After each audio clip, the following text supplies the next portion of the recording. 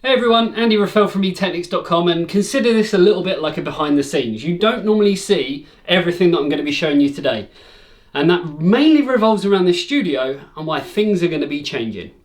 So yeah, let's do this.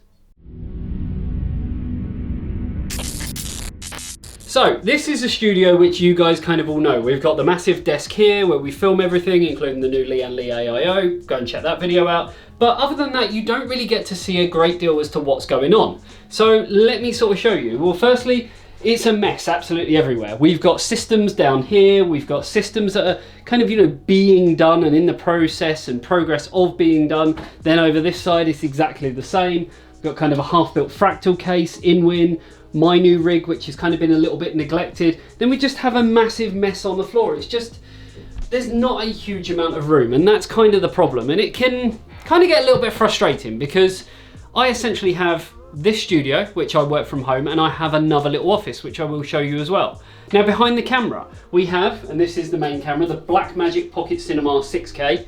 There's nothing really pocket about it. It is extremely large for what it is. But behind it, we have the lighting, we have the air conditioning, we have kind of, all this stuff over here, motherboards, graphics cards. And you can see when we've got the lights and the microphone boom stand and the RGB lights and everything else on show, there isn't really much room to kind of move about.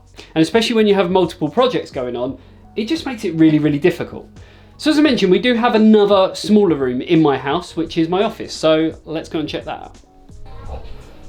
So this is the office. This is a lot smaller. I mean, I'm in the middle of the room right now and I can touch this wall. And if I lean over this way, I can touch this wall. It's probably about 2 meters that way and maybe a little bit longer that way. The only source of air in this whole room is this pretty minuscule tiny window here. So there isn't a mass amount of room. This is my desk in its current habitat. It's just a complete and utter mess. Obviously repping the strict scope, I've got a half kind of built jerry-rigged PC. And yeah, it's just not a perfect amount of space. And then this is where the test bench goes, and I've got power supply testing equipment, CPU's just sitting there, please just ignore that. Then we've got an editing rig, and you can see that we're rendering something out at the moment. So there is kind of a lot going on considering it's quite a small space. And you probably saw from where we panned in, there's quite a lot of, let's call it, mess in my hallway as well. And it doesn't just stop there either, because I actually have a full-size shipping container. And as you can see, there's a lot of stuff in here. For the most part, it's mainly cases. I've got cases upon cases upon cases. I've got packaging materials, because as you know, we do have now the eTeknix merch store. There's more cases, more cases, more cases. Behind here is even more stuff. We have gaming chairs. I've got water coolant. So, we've got our Thermaltake stuff, we've got our Mayhems, we've got AIOs, custom loop stuff, power supplies. I mean, this is all stuff down here that actually needs sorting through, and it's just a little bit, like I mentioned earlier, overwhelming. Again, eTeknix merchandise, go and check that out. Sort of older generation motherboards, so we've got Z390, we've got older generation graphics cards with Vega 64, GTX 1060s. This is kind of all the older stuff, because as you saw in the studio, that's where we kind of have, the newer or the current motherboards, graphics cards, that kind of stuff.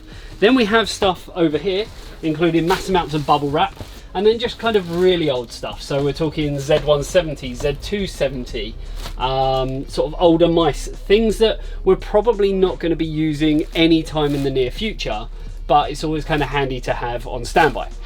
So all this stuff essentially needs to be moved, along with the studio stuff, along with kind of all the office stuff. And what I'm hoping to do is consolidate, I guess, a little bit of this, the studio and the office into one place. So let me show you that. And this is it. So this is the office space. It might not look like much, but it's huge in comparison to what I've got at the moment. So it's about 5 meters that way, and about 5.3 meters that way. So it works out about 27.5 square meters, about just under 300 square foot. As you can see, we've got kind of conduit running all the way around, which has got plugs, it's got Ethernet, so plenty of plugs, Ethernet, telephone, not that we don't really ever use a telephone. There's plenty of natural light, but the funny thing is we're never going to use it, because when we make videos, we don't want there to be natural light.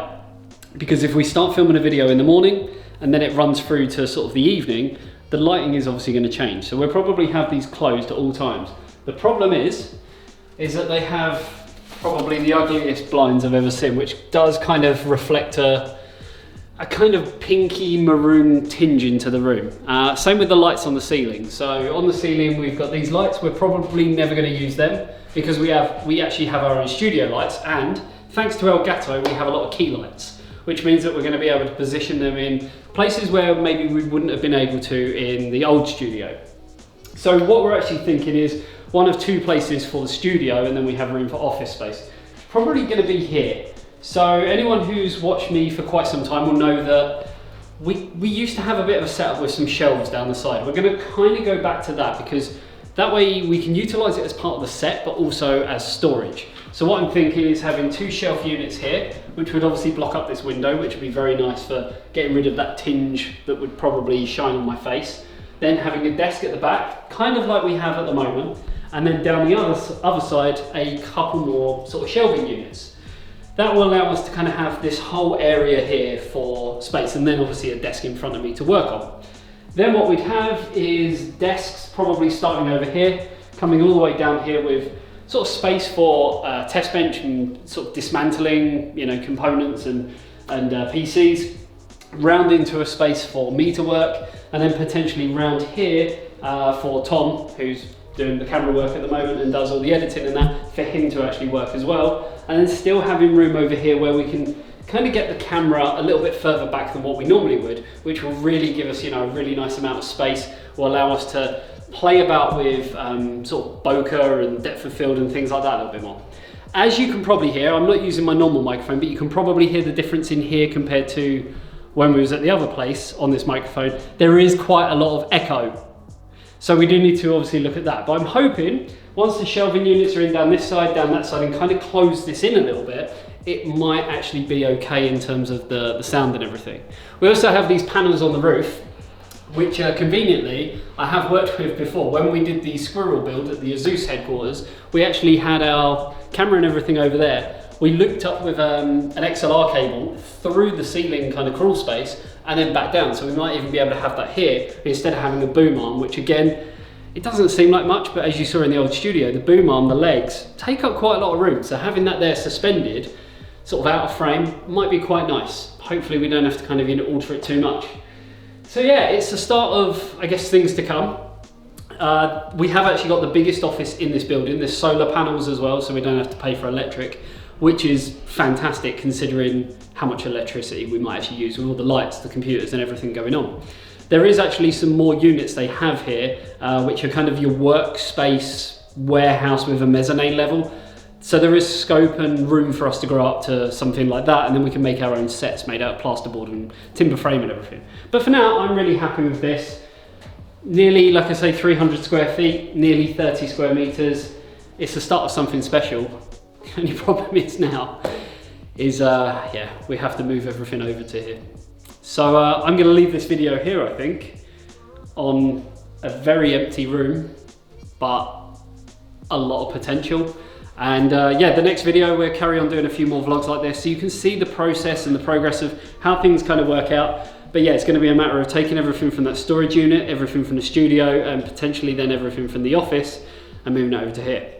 Hopefully you enjoyed this video. Let me know if you want to see more of this and kind of, you know, how things are going to move on, and we will go from there. Cheers guys, I'll see you in the next one. See you later. Bye bye. Woo.